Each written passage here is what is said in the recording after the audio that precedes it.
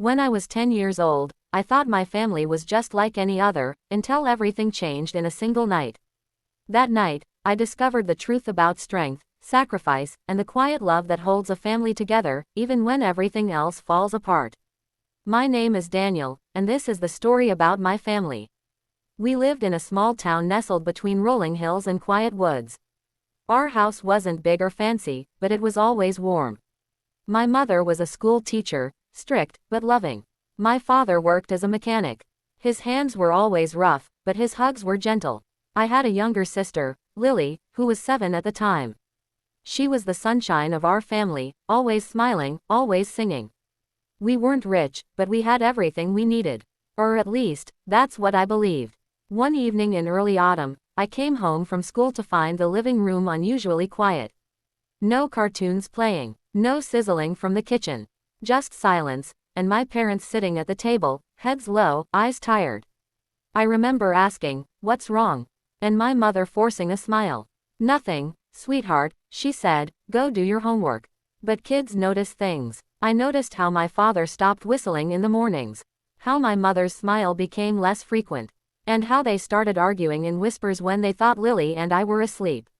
One night, I overheard words like bills, rent, and eviction. That was the first time I understood we were in trouble. It turned out the garage where my father worked had shut down. Business was slow, and they couldn't afford to pay the workers anymore. My mother tried to take extra classes to earn more, but it still wasn't enough. Suddenly, small things began disappearing. The internet was cut. The fridge wasn't as full. My birthday passed without a cake. Then came the hardest part, we had to move. Our home, the place I had grown up in, played hide and seek in, and celebrated Christmas in, was no longer ours. We moved into a small one-bedroom apartment on the edge of town. Lily and I shared the only bedroom. Our parents slept on the couch. The walls were thin, and at night I could hear my mother crying quietly while my father tried to comfort her. At school, I pretended everything was fine. I smiled and laughed with my friends. But inside, I felt ashamed. Why couldn't we just be normal? Why did this happen to us? One Saturday morning, everything changed. Lily and I were playing in the tiny park near our apartment when she fell and scraped her knee. She cried, loudly, and I held her, trying to make her stop. I remember telling her, "It's okay. We'll go home and clean it up." But she looked at me with teary eyes and asked, "Which home, Danny? The old one or the small one?" That question hit me like a punch in the chest. That night, after Lily had gone to bed, I sat with my parents at the table. I asked them, "Are we going to be okay?" My father looked at me, his eyes tired but calm, and said something I'll never forget, "We already are, Daniel. As long as we're together, we're always going to be okay." It wasn't about the house, or the things we had lost. It was about us. The way my mother always kissed our foreheads before school. The way my father always made sure Lily had her favorite juice, even if it meant skipping his own lunch.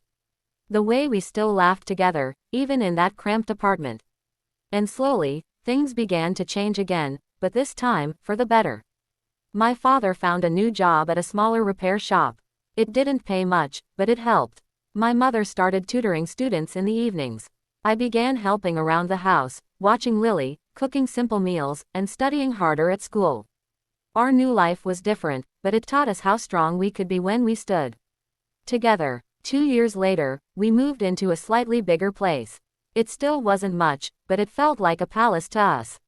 We had learned how to live with less, how to love more deeply, and how to never give up.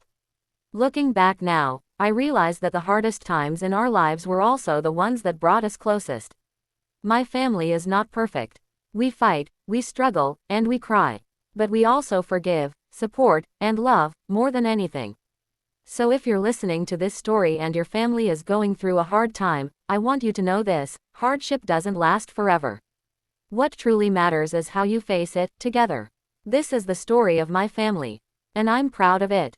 End of story. This story can be adapted for a 15-minute YouTube video with pauses for language learners, adding subtitles, vocabulary explanations, and reflective questions to enhance English listening and comprehension. Let me know if you'd like help creating that version too.